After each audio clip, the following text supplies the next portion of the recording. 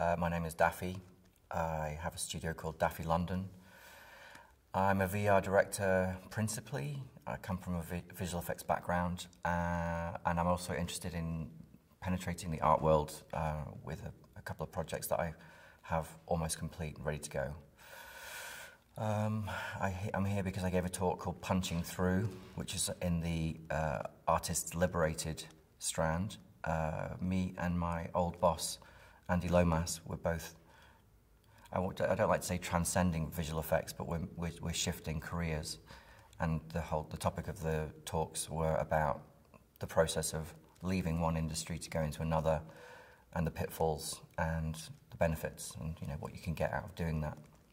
My story is unchanged in terms of VR and how I found it, in that I've been trying to develop projects of my own for the last 20 years. When I was at Frame Store, people kind of, they didn't dismiss me, but they were saying no one really, people have ideas for short films when they're at visual effects companies, but seldom do they actually make them. And I was resolute. I really want to make these things I want to do. Originally, one of the concepts was for an IMAX release before Batman got in and converted and used the IMAX format in a whole different way to watch movies. This is when you'd go into the safari for 45 minutes. And I had an idea that would fit perfectly into that. And there's a few examples of different avenues where what I wanted to achieve was a bit of the norm, so it's quite hard to penetrate. If you want to be a film director, it's quite hard to just be a film director. You have to really work your way up to it. And if you come from a visual effects background and haven't been to film school, you're going to struggle. As soon as VR came out, and I got introduced to this a couple of years ago, I think what happened with everyone, I fell off my seat, literally and psychologically, and I thought, this is just the most amazing arena. Like, this is a new way of seeing, a new way of telling story, and I saw an opportunity.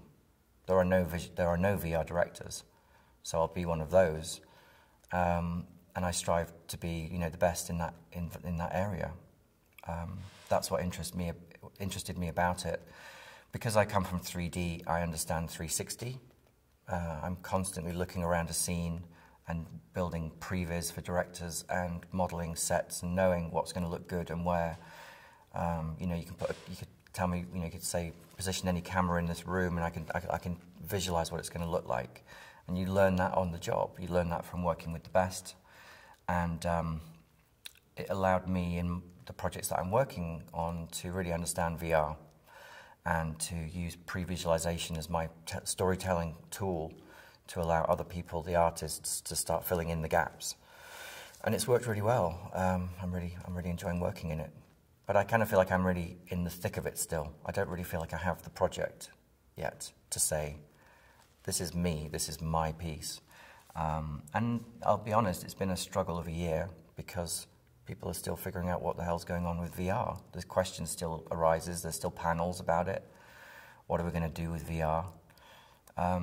Meanwhile, medicine's finding amazing uses for it. And within not necessarily VR as a final tool, but people are using VR in filmmaking production to visualize what sets are going to look like before they build the expensive set, without building those little models and moving a tiny camera around it.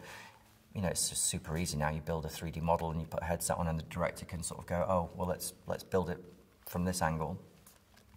So applications are being built around the applications for VR, but from my own point of view as a director, I'm still trying to make what I do shine, and the stuff I'm doing is challenging and full on and expensive, and it's hard to find the budget, and it's hard to find the right people who are willing to put the money in to see the results.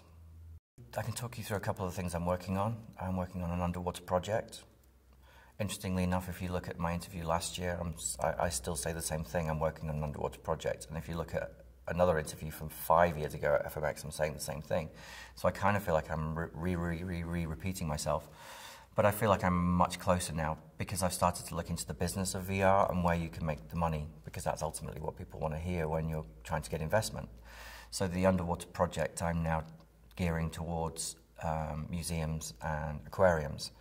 So you suit up, you put a wetsuit on, you put tanks on your back, and you walk into a dark room, and when the door opens in front of you, there's 8 of you, and you're all in the same situation. You put your feet into fake water, like there's like an infinity pool concept that I've got that will make you feel like you're putting feet in the water. You put the headset on, and nothing is different. You're still in the same room, the water's still there, and you're in the VR version of, and then you dive down. And the dive is, the sinking down motion lasts about 2 or 3 minutes, and the concept is you go all the way down to the bottom of the sea and you sit on the seabed, which is something I did on a night dive about 3 or 4 years ago. I've pre-visualized this now in the last couple of months, and I have it nailed in my head, and I'm so excited to start showing it to museums to say this is what you need. I went to see Ghostbusters, the VR experience that's showing at the Madame Tussauds. You know, you pay $20, $30 for a normal ticket and $60 to see the VR bit as well. You stand in a queue for an hour, and then you go and, you know, for 10 minutes you're a Ghostbuster shooting up aliens.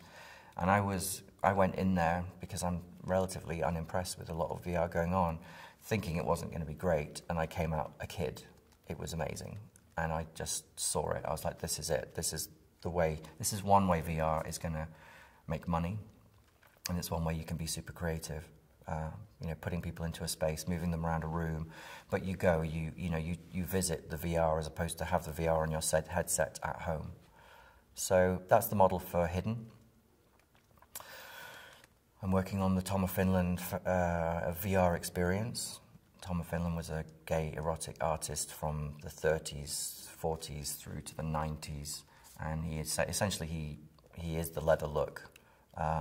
He drew images of freedom and expression through sexual imagery, and the work that he created became art and respected, and you see his work in MoMA, and you see it in modern art galleries all around the world now. And I fell in love with him as a kid. He was he liberated me, really. He made me realize it was okay to be gay, and he helped me through, well, my adult life, really. And I'm trying to bring his artwork to a new audience, because I feel like his audience is slightly tired now because of the leather look. And young gay kids don't care about the leather look. It's a bit passé. But he also had amazing artwork that wasn't all about the leather. It was all about sexual liberation. And I'm trying to do VR and create an experience in VR that will appeal to a younger generation of kids who think everything's fine, but under the surface, I'm actually slightly concerned about the pornography scene and the internal abuse between gay people. There's a lot of not sexism. There's a lot of racism and sizeism and all sorts of things going on in the gay scene that aren't really acceptable, and it needs addressing. And my experience and what Tom of Finland can do, he has the power to do that. So by combining virtual reality and reanalyzing his work, I think brings a new audience to his artwork, which I think is going to be great. So that's Tom of Finland. I'm also interested in, I've observed since we met last time, I've observed VR and people in VR, and the fetishization that we have of watching people in headsets. Being in a VR experience is fun, and then a lot of people say, but it's also fun watching people in VR because they fall off their chairs, and that's fine, and it can be funny. But I'm also interested in investigating what is it like when no one's watching, and it's the same as when you're in a nightclub, like dance like no one's watching, dance like you've got the lights out. And I'm trying to encourage people to really express themselves in a VR space with the understanding that no one's watching them. I had a very unusual experience this morning where I had to critique a VR experience in front of an audience by wearing the headset, watching the film and mic'd up. And I had to look around and sort of say, and they wanted negative and positive feedback, but it just wasn't really the time to do it. I really respect the girl for you know, proposing this idea. So it wasn't her, she wasn't at fault for suggesting it, but it just felt weird to me because I felt so exposed because I've got a headset on, I can't see my audience and I can hear myself mic'd and like pumping out on the speakers. It was just like, this is uncomfortable. I want to do the opposite. So I'm trying to create an experience which is gender neutral, size neutral, sex neutral, and also remove your inhibitions by putting people in a dark space. More than one person, using social VR technology where more than one person can go into VR and talk and communicate and draw. Ken Perlin has this incredible technology, HoloJam. It's based off that. And you play, your character is a pink robot. It's just an unusual, kooky thing that you can laugh at, and you can look at other people in different robot shapes, and it's funny. So that's something I'm working on currently with Laura Dorman, who's producing this, and the team's growing, and it's exciting. So I'm really interested in tapping into different things that I fear is suffering in VR and addressing it, because you do that and people notice. So I showed this experience to a guy called David Porzio. He runs Translator in New York, which is a company aimed at trying to encourage more empathy and empowerment in the workplace. And he was blown away when he saw this experience. And he blogged about it. It's really interesting reading what he experienced from testing out our kit. He came out of the experience saying, I met friends in that room that had I met that girl outside of the VR experience on that night, we'd have had small talk. But because we played a game, in this case they were playing Virtual Pictionary, they bonded. And they bonded as pink robots. And so when they took the headsets off and they saw each other, they were like, they had stuff to talk about. And it's beautiful, because you go in and all you are is a mind and movement, and you come out and you're friends. You know, the exterior doesn't matter. So it's really just penetrating that, you know, going quite deep into penetrating the mind and seriously looking at VR as a way to, you know, to bring people together. I'm really enjoying playing with people in terms of the storytelling. Whether storytelling is what I'll be doing in my experiences is a question, but just leading the eye and power of persuasion, hoping people look a certain way and hoping people respond a certain way. So with my underwater piece, I love the idea of you knowing that there's nothing behind you, because most people will look around. But I also like the comfort of directing the VR in front and telling the story in front of you, because you've been sat, you know, most people watch this sat down, sometimes they're stood up, but, you know, to require people to do complete 360s constantly can get a bit nauseating, including the fact that VR itself brings issues of nausea. But I love the idea of, for example, underwater, you're watching all the stuff going on in front of you and you're descending down into the water. I love the idea that people will look around and see that there's nothing. So they're like, oh, well, that's just darkness. Great, they've made it, you know, straight ahead. That's cool. But then you have a shark swim right over your shoulder, and at that point, that's when you go, oh shit! And then you turn around and there's a whale behind you. You know, just using tricks to fool people and to make them want to go back and go, well, where did that whale come from? I'm going to go back and I'm going to rewatch it. I love the idea of tricking people to the point that they're going, well, I'm going to have to go and rewatch that now, aren't I? Because there was this thing that I was meant to not know was there and obviously was there. And then I think you can get really deep into it. You know, a film is a film is a film. You know, you watch it, it's there, it's on the screen, and as long as you're not looking behind you, you're not going to miss anything. In VR, you can miss everything. And people are seeing it as a challenge, and I'm seeing it as an opportunity. So that's for me, that's the biggest excitement.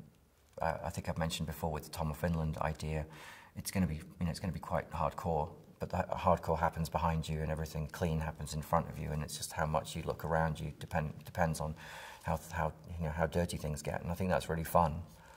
So that's, you know, that's stuff you can't do in filmmaking.